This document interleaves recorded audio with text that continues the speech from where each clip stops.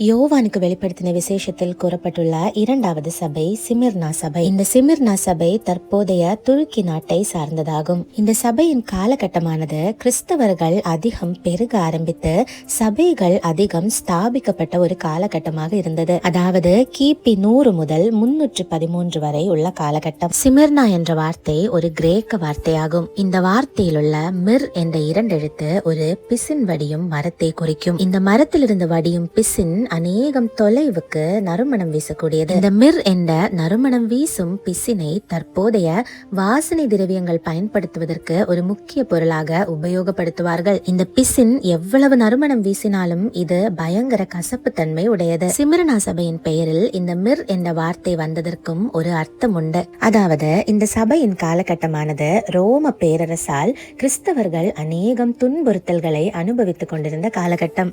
சரித்திரத்திலேயே கிறிஸ்தவர்கள் இந்த அளவிற்கு துன்புறுத்தல்களை எந்த காலத்திலும் அனுபவித்தது. அதாவது கிறிஸ்தவர்களை அடித்தல், கொலை செய்தல், உயிருடன் எரித்தல் போன்ற மிக கொடுமையான துன்புறுத்தல்களை ரோம பேரரசர்கள் இவர்களுக்கு கொடுத்து வந்தனர். ஆனால் இந்த சபையானது எப்படி அந்த மிர் என்ற பிசின் எவ்வளவுதான் கசப்பு தன்மை உடையதாக இருந்தாலும் நறுமணம் வீசக்கூடியதாக இருந்ததோ அதுபோல எவ்வளவு துன்புறுத்தல்களை அனுபவித்தாலும் தேவனிடத்தில் உள்ள விசுவாசத்தை கைவிடாமல் அதில் நிலைத்திருந்த ஒரு கூட்டம் ஜனங்களும் சபையுமாக இருந்தது. மேலும் 2ஆம் அதிகாரம் 9ஆம் வசனத்தை வாசிக்கும் போது இந்த சபையானது ஆவிக்குரிய அனுபவத்தில் ஐஸ்வர்யவான்களாயிருந்தாலும் உலக பிரகாரமாக தரித்திரர்களாக இருந்தனர் என்றும் கூறப்பட்டுள்ளது. மேலும் 10ஆம் வசனத்தில் சிமிர்னா சபையானது அனுபவிக்க போகும் பாடுகளை குறித்தும் அந்த பாடுகளை அனுபவித்தாலும் எவ்வளவு உபத்திரவம் வந்தாலும் மரண பரியந்தம் உண்மையாயிருக்கவும் அப்பொழுது ஜீவ கிரீடத்தை அவர்களுக்கு கொடுப்பதாகவும்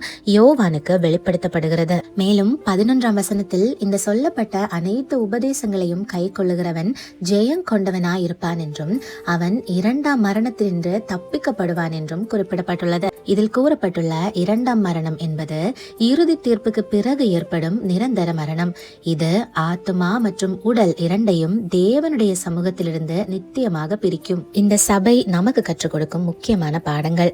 கிறிஸ்துவின் பேரில் எவ்வளவு உபத்திரவங்கள் சகிக்க வேண்டிய நிலைமை வந்தாலும் இந்த உலகத்தில் அனைத்தையும் சகித்து விசுவாசத்தில் நிலைத்திருந்து கடைசி வரை விழாமல் எவன் நிலைத்திருக்கிறானோ அவன் நரகத்தை ஜெயித்து நித்திய ராஜ்யத்தை சுதந்திரித்துக் கொள்ளுவான். ஒருவேளை உலகத்தின் பார்வையில் உங்களை ஒரு தரித்திரனாக பார்க்கலாம், ஆனால் தேவனின் பார்வையில் நீங்கள் என்றும் ஐஸ்வர்யமுள்ளவர்களாகவே இருப்பீர்கள். Praise the Lord. ஆமென்.